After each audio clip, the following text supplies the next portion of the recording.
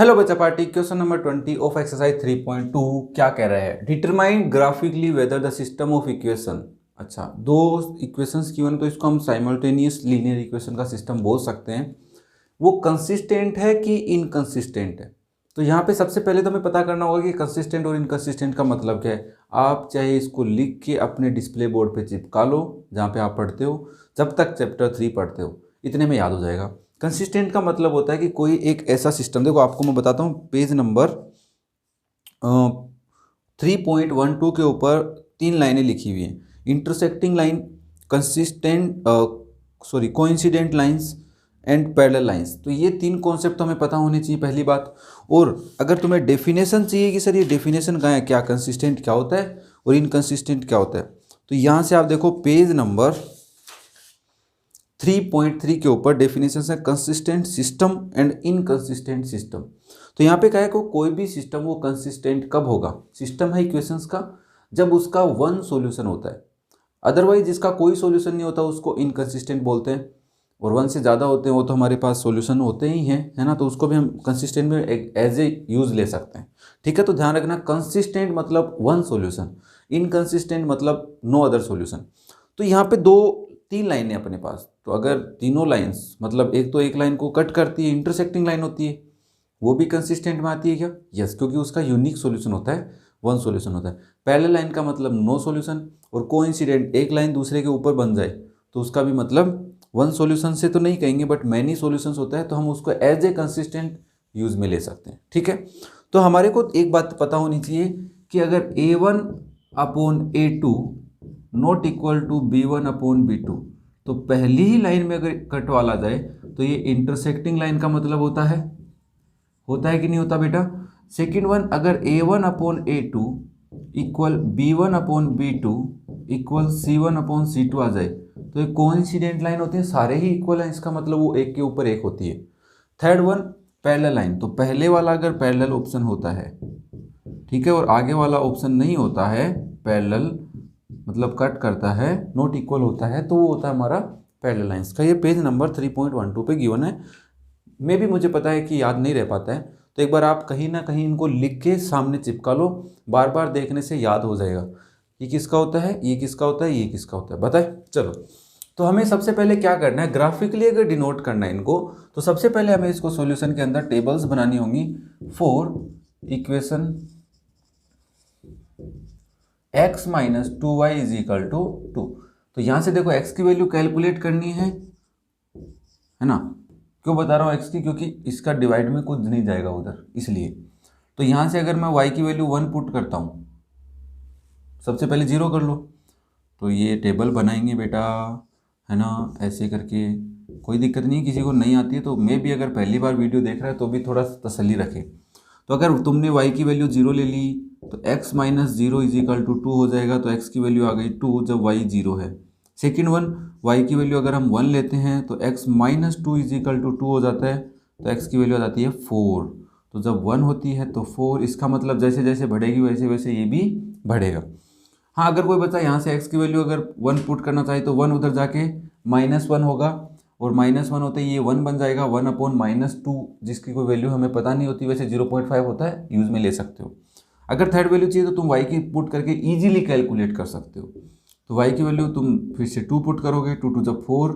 हाँ, अगर तुम यहाँ पे -2 पुट करते हो तो देखो थोड़ा सा तुम्हारे लिए क्या दिक्कत नहीं आती है, x प्लस 4 बन जाएगा जो 2 हो जाएगा, क्योंकि माइनस माइनस प्लस बन जाएंगे बेटा, तो 2 माइनस 4, x की वैल्यू आ जाएगी -2। समझ रहे हो? तो जब y की वैल्यू अगर -2 है तो +4 उधर जाके -4, -2 बना रहा है, तो ये भी कितना आ रहा है, -2। तो ऐसे हमें एक टेबल बनानी होती है, सबको पता है ना, क्यों पागल बना रहे हैं अपन। सेकंड वन देखो बेटा, ये है, इसके लिए क्या करना होगा आपको, यस, इधर सोचना होगा थोड़ा सा, है ना। सोचा हुआ वैसे तो तुम्हें बताया हुआ है कि तुम्हें क्या सोचना है और कैसे सोचना है, फिर भी मैं तुम्हें बता देता हूँ एक बार कि क्या सोचना है तुम्हें। लाइनें मैं खुद जानबूझ के ऐसी ड्रॉ कर रहा हूँ। देखो, x की वैल्यू पुट करेंगे तो हमें ऐसा सोचना है कि ये जो 4 है वो उधर जाके 5 के साथ कोई ना कोई रिलेशन करेगा, और वो ऐसा रिलेशन होना चाहिए जो 2 से डिवाइड हो।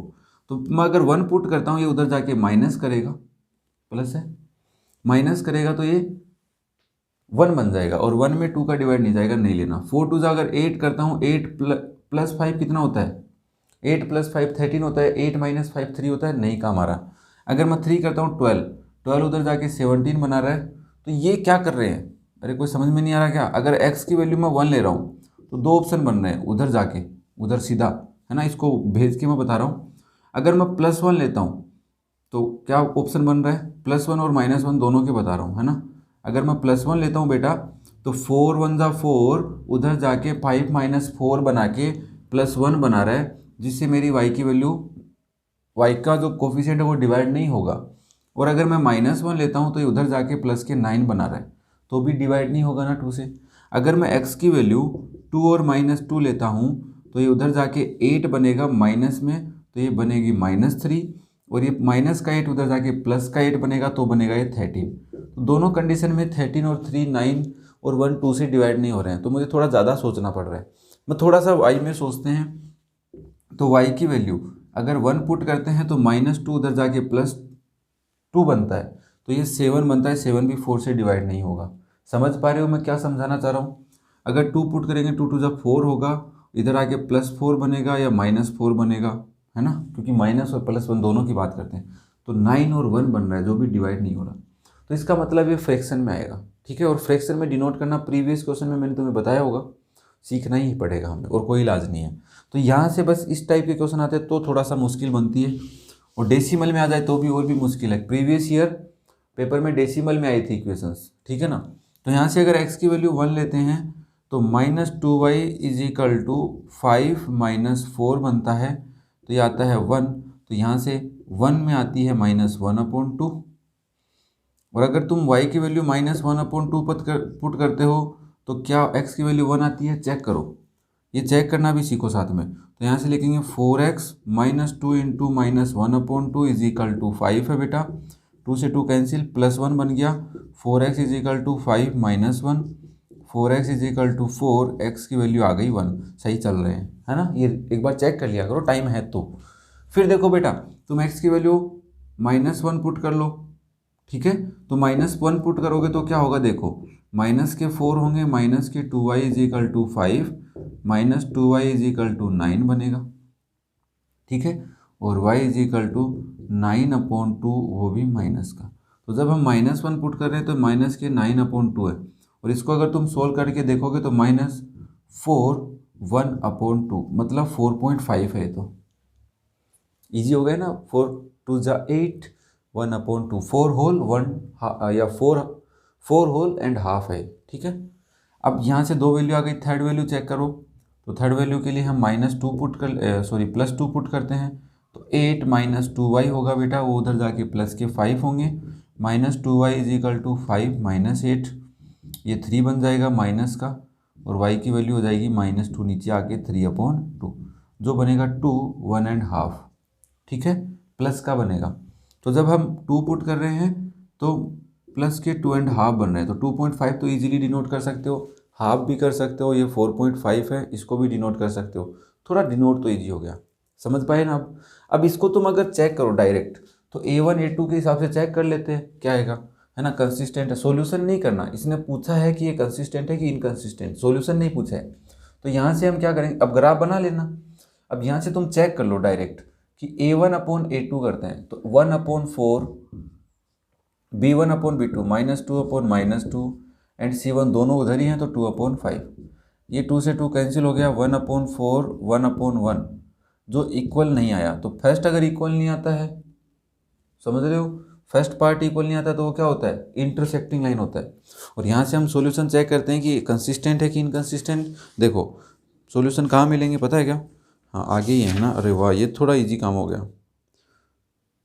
20 का कंसिस्टेंट आ गया। कंसिस्टेंट क्यों आ गया, क्योंकि जिसके 1 सॉल्यूशन होते हैं, या यहाँ पे 1 से ज़्यादा भी हो गए। देखो 3.3 पेज नंबर ओपन कर लो यार, है ना। तुम ऐसे घबराए, a system of similar in equation is said to be consistent if it has at least 1 solution. कम से कम एक तो हो।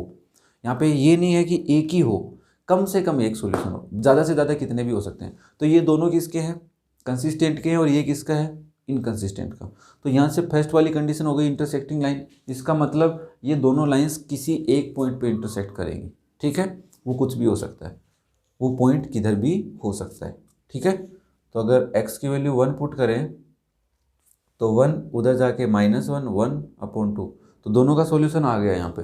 सॉल्यूशन भी अगर तुम चेक करना चाहो तो मैं यहीं बता देता हूँ। x की वैल्यू 1 पुट करो इसमें, तो 1 - 2y = 2, तो -2y = 2 - 1 -2y = 1 और y = -1/2। ये इन दोनों का सॉल्यूशन है। देखो ये रहा 1 and -1/2। इस पॉइंट पे ये दोनों एक दूसरे को इंटरसेक्ट करेंगे, ठीक है बेटा। तो ये क्वेश्चन नंबर 20 था।